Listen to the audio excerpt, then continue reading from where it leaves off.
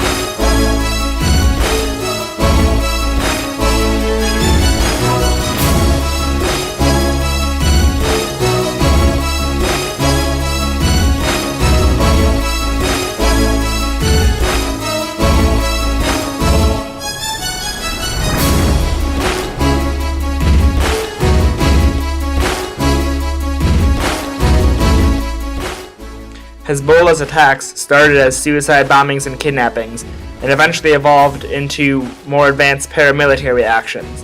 They now shower rockets into Israeli cities. They fire these rockets from hospitals and schools, using the innocent bystanders as a shield against Israeli retaliation.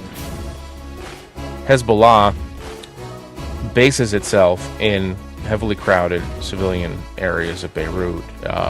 It hides its weapons in mosques and underneath hospitals and in villages. It fires its rockets from the centers of villages filled with civilians in order to protect itself, in order to limit the damage that Israel can cause to it. So then you have to ask yourself, you're an Israeli prime minister, you're elected by the people to defend Israel. Someone is firing a rocket into Haifa, killing civilians, and they're firing this rocket from a heavily populated area. What do you do? Since its creation, Hezbollah has been supported by the nations of Syria and Iran. Iran was directly involved in Hezbollah's creation and lends considerable financial and material support to Hezbollah. Iran has also lent members of its Islamic Revolutionary Guard to train members of Hezbollah. Hezbollah also believes in the religious authority of the Ayatollah Khamenei. Syria also lends financial support and is an important supply route for weapons from Iran to Hezbollah. Hezbollah has in return supported Bashar Assad, the president of Syria, such as during the pro-democratic riots of 2011, fearing that in a democracy the Sunni majority of Syria would decrease support for Hezbollah. Hezbollah consists of a division between political and spiritual leadership. The primary political leader, Hassan Nasrallah, joined the Hezbollah party following Israel's invasion of Lebanon in 1982. He quickly ascended ranks and eventually took control of the group in 1992.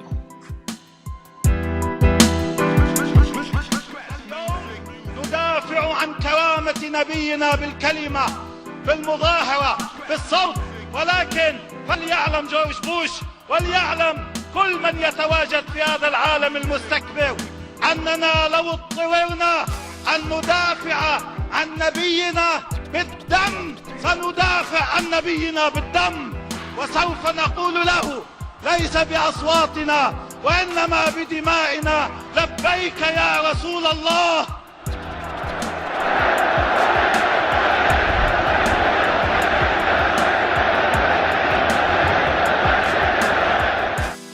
Since Hassan took over in 1992, Hezbollah has become a very public organization. Iran and Syria pressured Hezbollah into becoming a political party in Lebanon, and they now hold 18 seats in the parliament and 2 cabinet positions. Public opinion of the group continues to rise in Lebanon as they give aid to civilians harmed in Israeli attacks.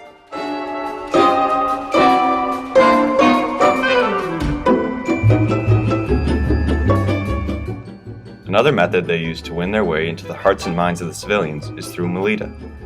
Melita was an actual Hezbollah base during the wars with Israel, and in 2010 was opened as a tourist theme park. With authentic wrecked Israeli tanks, the former base also has an underground complex, where you can see the actual tunnels used by the resistance during the Israeli occupation.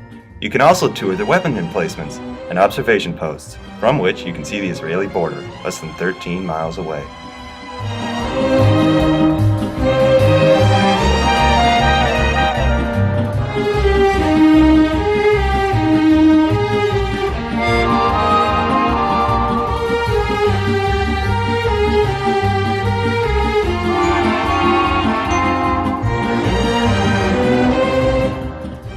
If you're looking for activities, you can enjoy zip lines and games of paintball, where teams of resistance fighters battle against teams of Israeli soldiers, and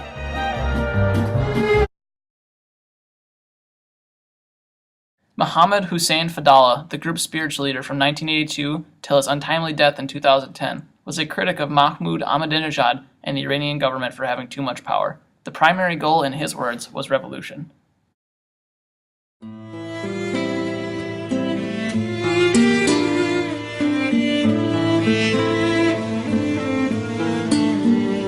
أني لا أضمر في قلبي أي حقد على مؤمن، ولا أحمل في قلبي سوءا على أحد، لأني أحبكم جميعا، أحب أن نعيش معا من أجل أخوتي في الله، ومن أجل أن نتعاون على أن يكون الحب للجميع، أن نحب كل الناس. In recent years, Hezbollah has increased their use of technology through the internet, radio productions, and television. On the internet, the Hezbollah has a website that records acts of Israeli terrorism and shows the goals of Hezbollah. Their television station, Al-Manar, also allows them to spread their word around the world. Hezbollah are not only against Israel, they oppose the entire Western world. They will not stop until they achieve their goals. على هذا الأساس عندما تهدد إسرائيل When Israel threatens to destroy Lebanon, it knows Hezbollah is capable of making Israel suffer properly. Israel's territory will be completely exposed, and they will have to bear responsibility for that aggression and pay the price.